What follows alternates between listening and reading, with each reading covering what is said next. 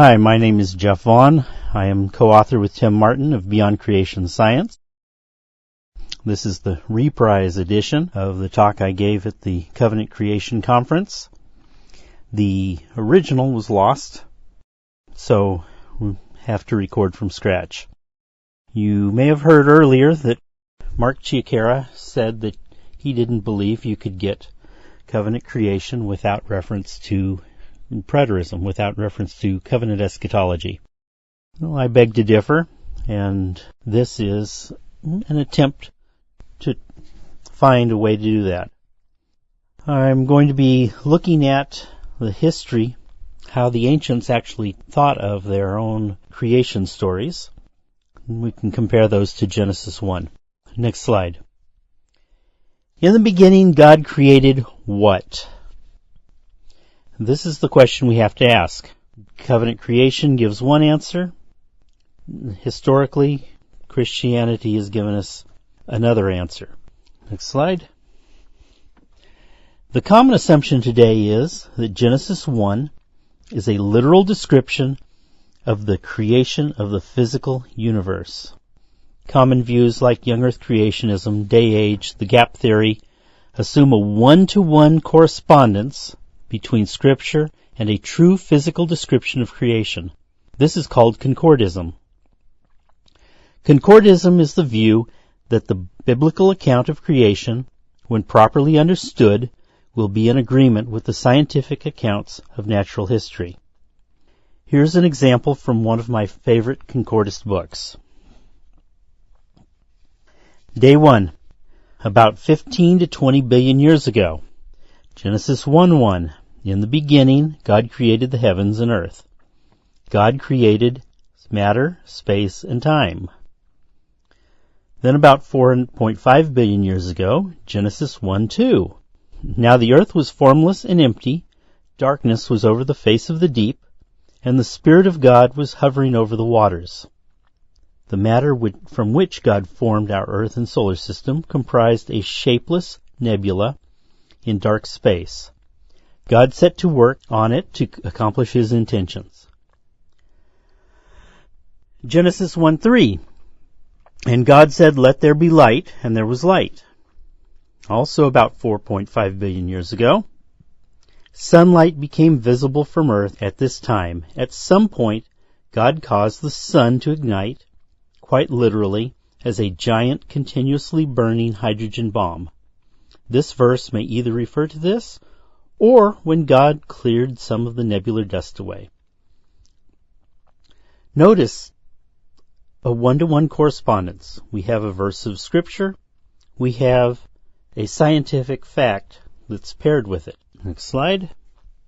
The primary concordist views are young earth creationism, which has been dominant since about 1970, day age and gap theory, which shared the podium from the 1600s to the 1960s. And then there's a less common one, but it is the most literal of all, Fischer's theistic evolution. What do these views have in common? These views try to find concordance, that is, agreement, harmony, similarity, or correspondence on a verse-by-verse basis between Scripture and the facts of physical creation. Each concordist view tends to be all or nothing. Either the view is true or it is false. If a given view is true, the other concordist views are false. The earth can't be 6,000 years old and the gap theory be true. These views are literal and therefore can't allow contradictions. There is another class of views that is called, any wild guesses? Slide 7, please. Non-concordist. These views see Genesis as something other than a literal description of the physical creation. Each of these views either denies or it is at least separate from the literal physicalness of the events, at least in modern terms. There's Klein's literary framework view, Milton Terry's apocalyptic view, the Presbyterian analogic days view, There's the early church prophetic days view and Wiseman's prophetic days view. Lightfoot and Sailhammer have a local creation view. That's Lightfoot from the 1600s who gave a date of creation. He and Usher often used by young earthers as support for their view. There's Walton's ancient Near East view.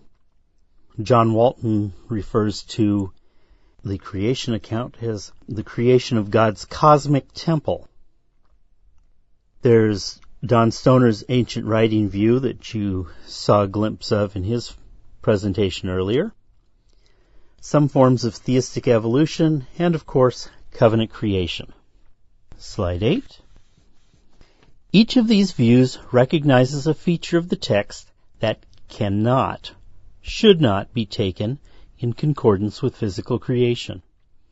Features such as the literary structure, the apocalyptic nature, the common use of analogy in Scripture, the prophetic symbolism, the emphasis of function, the physically restricted form, comparison to A&E literature and A&E archeology, that's ancient Near East, the general or total failure to reconcile the text to science, and the covenant purpose of the text.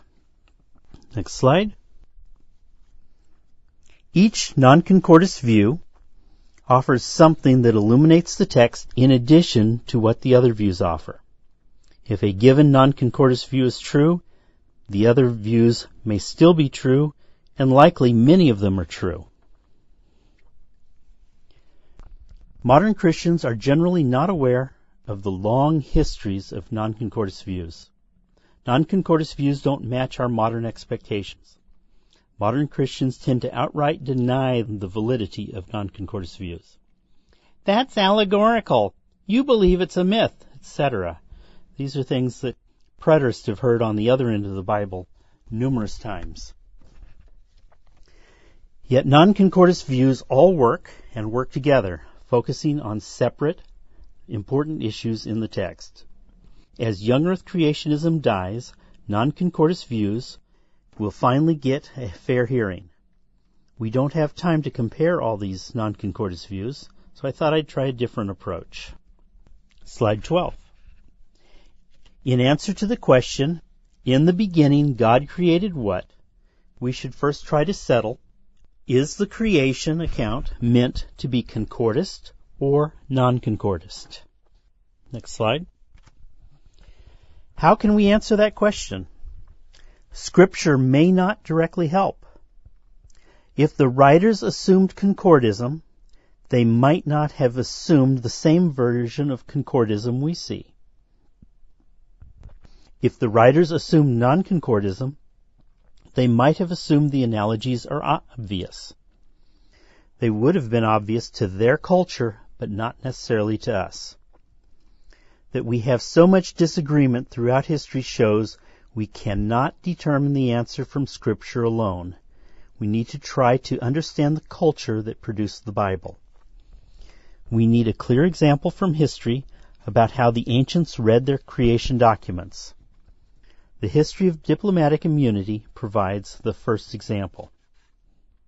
Diplomatic immunity is a form of legal immunity and a policy held between governments which ensures that diplomats are given safe passage and are considered not susceptible to lawsuit or prosecution under the host country's laws, although they can be expelled. Diplomatic immunity comes from the principle that an individual is under the law of his country. He has no formal rights or protection under the country he is visiting. Slide 15. In ancient times, a traveler to a foreign country was not under the law of the country he visited. He was not protected. Law was a function of the covenant you were born under. For example, each Greek city-state had its own patron god or goddess. Typically, that city-state had its own creation story where that god created the city, the first citizens, and the law. We call these creation stories cosmologies because we believe they describe the Greek view of the universe. But do they? Are these creation stories cosmologies, or do they describe something else? Next slide, please. Before the time of Christ, Plato and Aristotle developed a true cosmology. Plato recognized that you can't get from here to infinity. Therefore, he reasoned you can't get from infinity to here. The universe and time were created. Aristotle called this creator the unmoved mover. This was the uncreated creator, the unknown God. Many of Aristotle's followers saw no need for an unmoved mover and developed the cosmology further, developing an eternal universe. This universe developed into Ptolemy's model, which stood uncontested for 1,500 years. Columbus, Copernicus, Galileo, and Kepler took the first chunks out of it. Physicists finally gave up the last parts as a result of the Kobe experiments in the 1990s. The rest of the world has yet to abandon the last vestiges of Aristotle's reign. Slide 17. The unknown God became a placeholder for whatever god or gods actually existed but were unknown to the Greeks. The Apostle Paul recognized the unknown God as the creator of the physical universe in Acts 6:17. But what is important here is neither Plato, Aristotle, nor their followers ascribed physical creation to any of the gods of the pantheon, the gods of the Greek creation stories. The unknown God created the physical universe, but the gods created the individual city-states. Next slide, please. Plato, Aristotle, and their followers did not see the Greek creation stories as describing physical creation. They believed the creation stories and used them when discussing law, morals, rights, and duties of a citizen, but they ignored the creation stories when they discussed physical creation.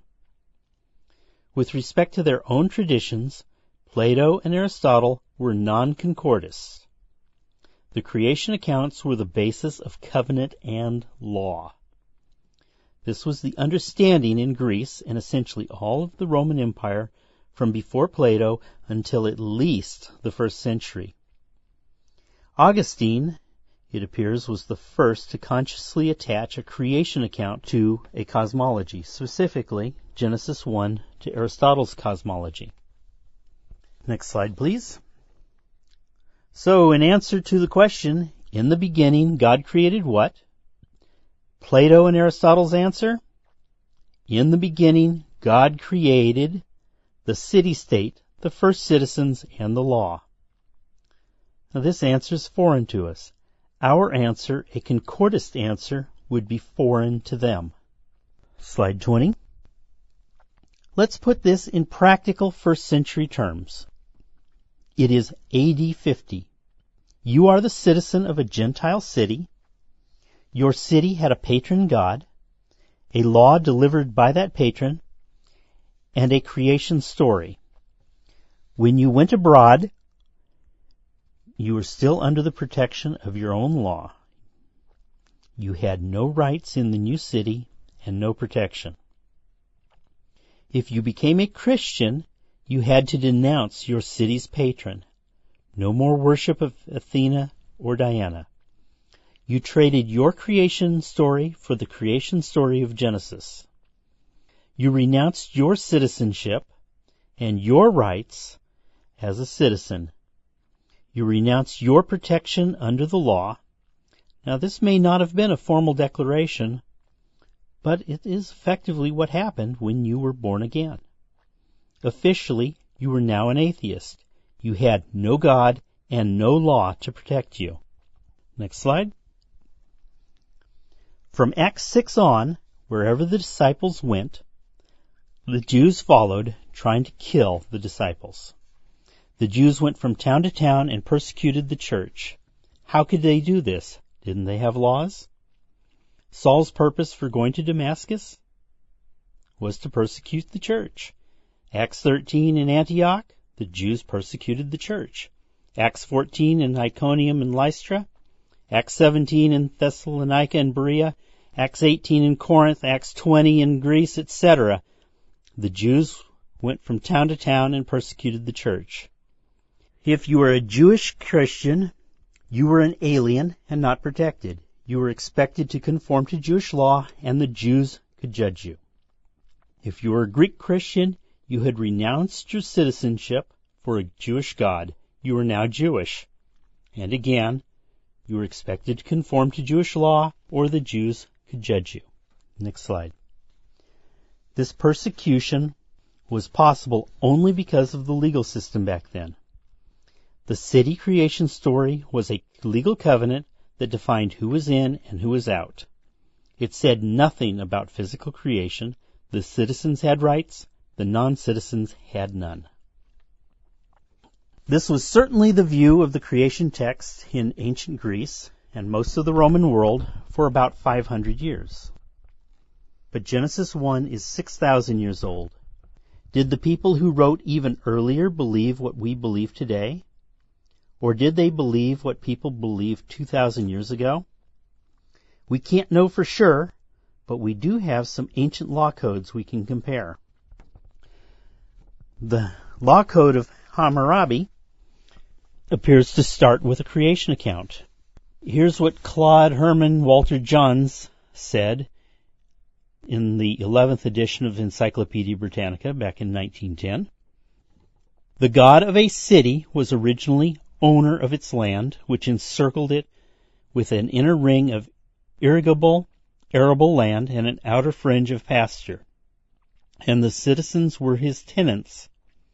The god and his vice-regent, the king, had long ceased to disturb tenancy, and were content with fixed dues in naturalia, stock, money, or service.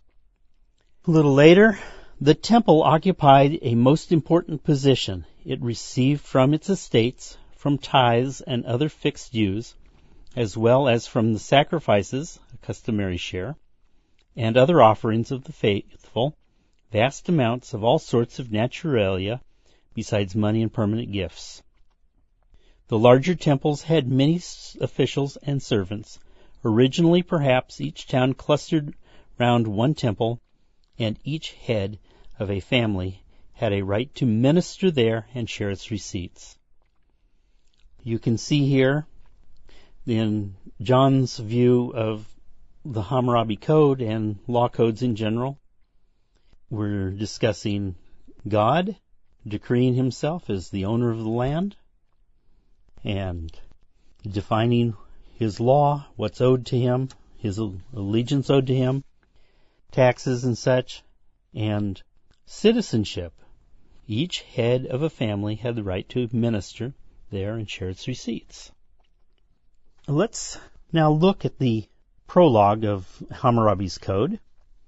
Hammurabi's Code was written around the time of Abraham, some 4,000 years ago. It was written in a language called Akkadian. Akkadian is considered to be the parent language of Hebrew and is likely the language of Abraham. Slide 24. When Anu the Sublime, king of the Anunnaki, and Bel, the Lord of heaven and earth, who decreed the fate of the land, assigned to Marduk, the overruling son of E, God of righteousness, dominion over earthly man, and made him great among the Igigi. They called Babylon by his illustrious name, made it great on earth, and founded an everlasting kingdom in it, whose foundations were laid so solidly as those of heaven and earth. Then Anu and Bel called by name me, Hammurabi, the exalted prince who feared God to bring about the rule of righteousness in the land, to destroy the wicked and the evildoers, so that strong should not harm the weak, so that I should rule over the black-headed people like Samash, and enlighten the land to further the well-being of mankind. Now you may want to go back and forth between the next slide and this one for comparison. Notice the words that are common with Genesis 1. The original is Akkadian, as I've mentioned before, the parent language of Hebrew, and it shares much of the Hebrew vocabulary. Now, I've not had much success getting a copy of the Akkadian text. This is the common translation done back in the 1700s. The translator knew it was a law code and may have embellished the translation accordingly. The translation has about 4 times as many words as the original. For example, I've been told that the Akkadian word translated decreed and assigned is not 2 words, but one occurrence of 1 word. If we go back and look, who decreed the fate of the land assigned to Marduk. It has this word decreed. Decreed what? Fate's probably not in there. Decreed land Marduk. I wish I had a full text that I could read. Now, this Akkadian word, decreed and assigned, I've been told is equivalent to the Hebrew word bara, which is translated create in Genesis 1:1. In the beginning, God created, God decreed, God assigned heaven and earth.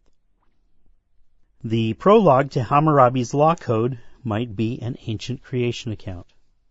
Finally, slide 26.